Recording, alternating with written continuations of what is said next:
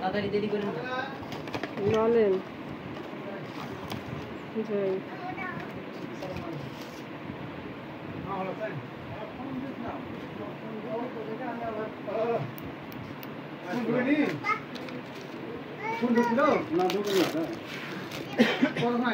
G mobile দিয়ে আগে দিয়েছিলাম রেডি করতেছি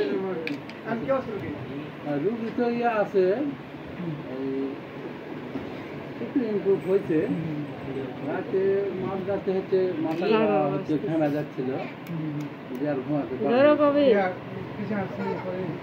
রাত সব ঠিক ছিল সেই সময় পরে তো ইয়ে হয়ে গেছে।